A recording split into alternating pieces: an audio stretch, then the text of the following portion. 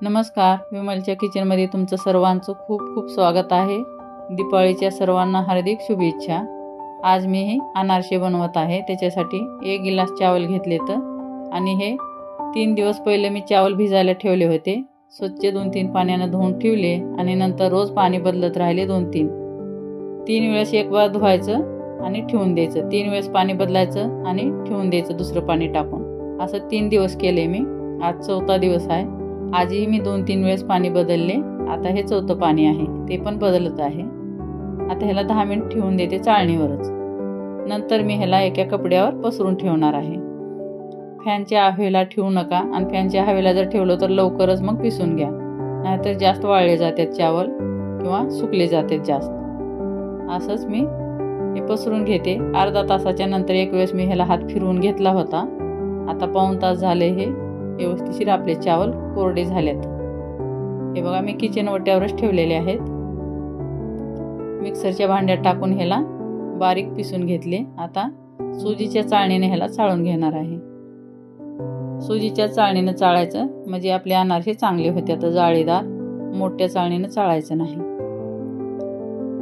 हे चाळणं झालेलं आहे। हे बघा बारीक कणी निघाल्यात। आता ह्याला साईडला करायचं। इथं मी वाटीचं प्रमाण जर म्हणलं तर हे 1 वाटी 1 मुठा आहे आणि गिलासा जर म्हणलं तरी 1 गिलास 1 मुठा आहे। पाव किलो चावल आहेत।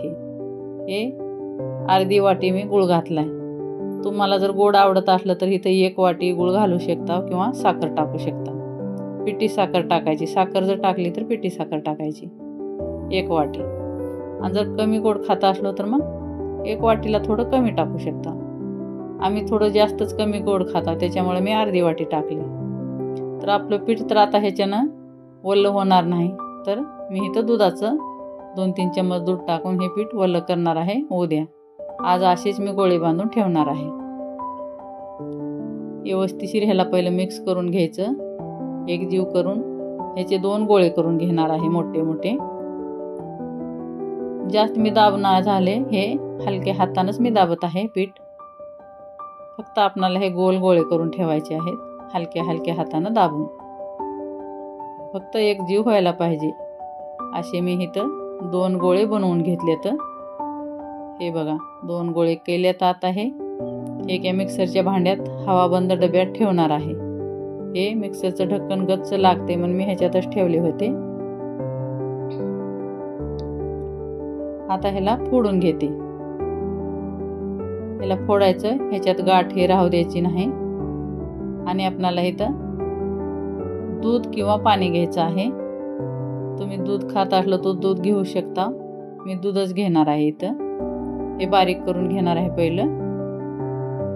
चांगलं आपलं पीठ आता हे इथं जर आपण जास्त गुळ घातला असतो तर दुधाची जरूरत पडली नसती, उगा हाताला थोडंसं लावायला ठीक होतं। पण मी गुळ कमी घातलाय त्याच्यामुळे इथं मला दूध घ्यायचं आहे। हे झाले आता एकजीव। आता मी इथं दूध घेणार आहे। 1-1 चम्मच 2-2 चम्मच टाकणार आहे इथं दूध। हे इलायची आणि जायफळचं पावडर आहे। व्यवस्थित ह्याला हे मिक्स करून घ्यायचं। हे झालेलं आहे मिक्स। आता हे बघा मी इथं 4 चम्मच दूध घेतलेलं आहे।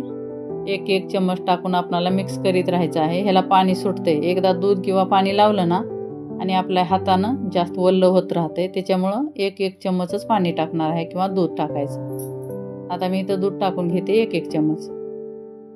हे 4 चम्मच मी दूध घेतलेलं आहे। तेवढं दूध लागलं मला आणि घट्टसा गोळा मी केलेला आहे इथं।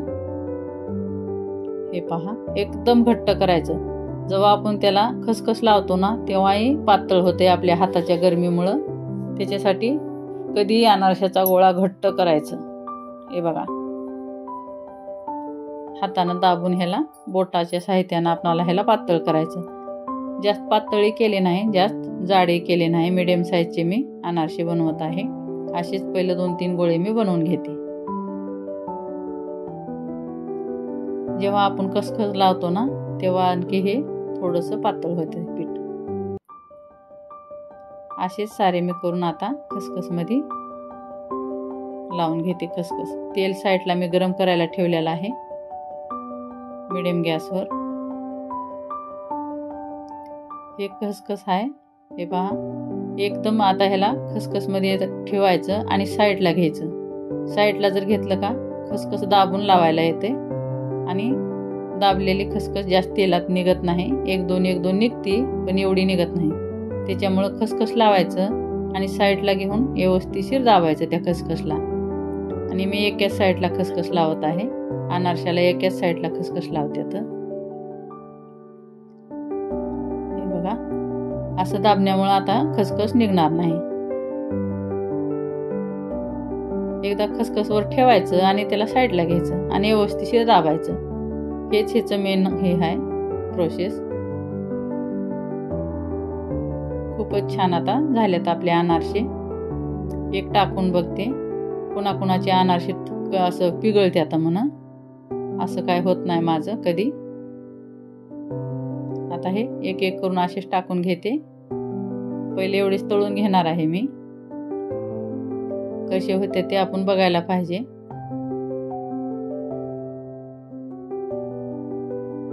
व्यवस्थितशीर आपले अनारसे बनले. बघा कशी जाळी सुटली आहे ह्याला. खूपच छान जाळी आली आहे. आणि कलर जास्त काळा होऊ द्यायचा नाही, असं गोल्डनच राहू द्यायचं ह्याला.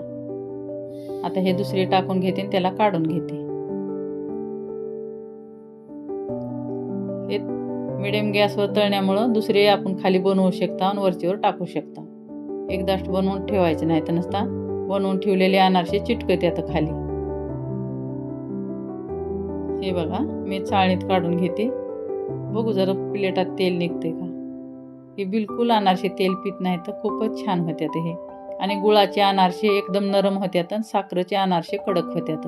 त्याच्यामुळं कधी बी अनारसे बनवलं तर गुळाचेच बनवायला पाहिजे. व्हिडिओ पसंत आला तर लाईक, शेअर आणि सबस्क्राईब जरूर करा. कमेंटमध्ये नक्की सांगा कसा वाटला व्हिडिओ.